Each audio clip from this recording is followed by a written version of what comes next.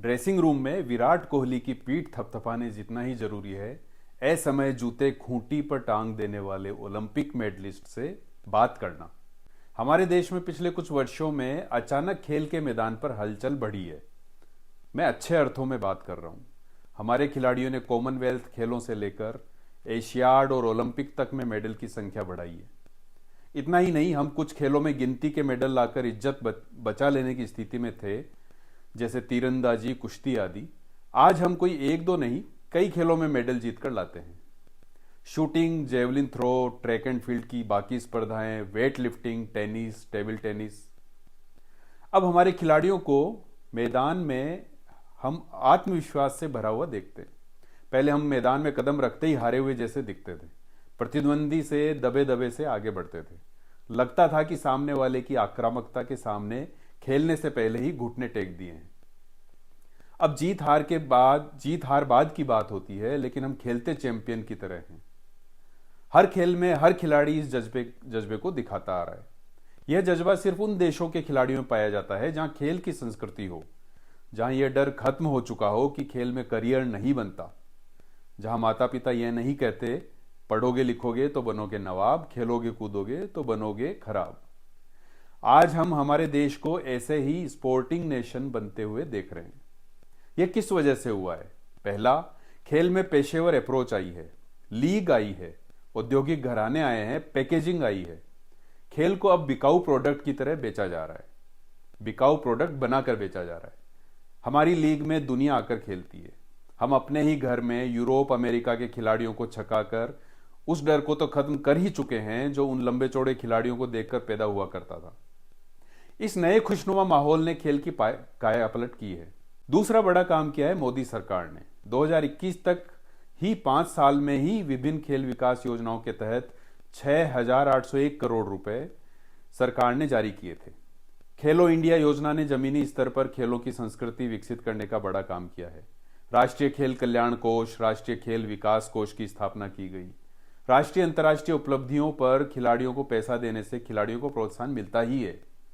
बड़ी स्पर्धाओं की तैयारी कर रहे खिलाड़ियों में मेडल जीतने के संभावितों को सरकार अलग से पहचान कर वह सब उपलब्ध करवाती है जिसकी उन्हें जरूरत है। सुविधाएं, उपकरण, कोच, विदेशों में ट्रेनिंग आदि। इस सब के बाद जीतकर आए खिलाड़ियों का सम्मान, पीएम का उनसे मिलना, उनका कुशल मंगल पूछना, यह कम सराहनीय बात नहीं है। वे ओलंपियन ही नहीं, पैरालंपियन खिलाड़ियों से भी मिले हैं।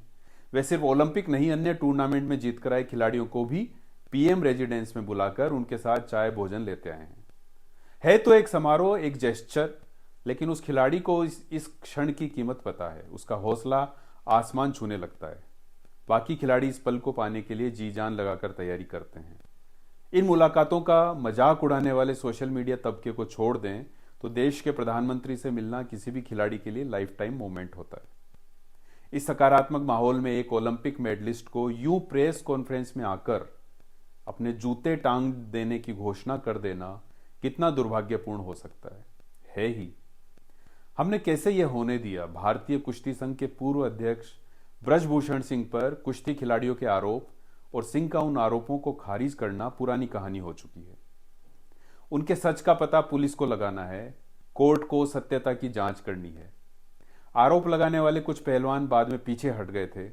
यह भी कहा गया कि यह आरोप प्रत्यारोप रसूखदार संगठन भारतीय कुश्ती संघ पर कब्जा जमाने की लड़ाई है। साक्षी ने यह कहकर खेल छोड़ा है कि जिसे नया अध्यक्ष बनाया गया है, संजय सिंह, वह ब्रजभूषण का नजदीकी है। सवाल यह भी हो सकता है कि ब्रजभूषण पर आरोप है तो क्या उनसे जुड़ा दूसरा व्यक्ति भी संघ अध्यक्ष नहीं बन सकता? पहलवान बजरंग पूनिया के अनुसार ब्रजभूषण संजय को अपने बेटे से भी ज्यादा मानता है। पहलवानों और ब्रजभूषण के बीच की लड़ाई लंबी चल चुकी है, आगे और चलेगी। लेकिन क्या ओलंपिक मेडलिस्ट को सरकार उसके हाल पर छोड़ देगी? उसे बुलाकर बात नहीं करेगी, आश्वस्त नहीं करेगी? हम अपने टैलेंट को इस तरह संभालेंगे? इस उदाहरण से तो सारे खिलाड़ी हतोत्साहित होंगे। क्या कोई बीच का रास्ता तक नहीं है? इतनी नौबत आने देंगे कि खिलाड़ी खेल ही छोड़ दे? अगर ऐसा है तो उस खेल संस्कृति का क्या आचार डालेगा देश? इस मुद्दे पर खूब राजनीति हो रही है। सरकार के आलोचक इसे उपराष्ट्रपति के किसान और जाटों के अपमान वाले बयान से जोड़कर सवाल पूछ रहे हैं। यह राजनीति अपनी जगह है, लेकिन खेल और खेल के आइकन का सवाल कहीं ज्यादा बड़ा है। सरकारों को लोग चुनकर भेजते हैं, वह अपने आप को लोगों से ऊपर ना आके। लोग परेशान हो तो आंखें न फेरे। जनता से आप हैं, आपसे जनता बिल्कुल भी नहीं। फिर एक खिलाड़ी तो अपना पूरा जीवन और सारे साधन लगाकर देश का गौरव जीत कर लाता है। उसे सम्मान दीजिए, उसे हिकारत भरी नजर से मत देखिए। यह गलत है, सरासर गलत है।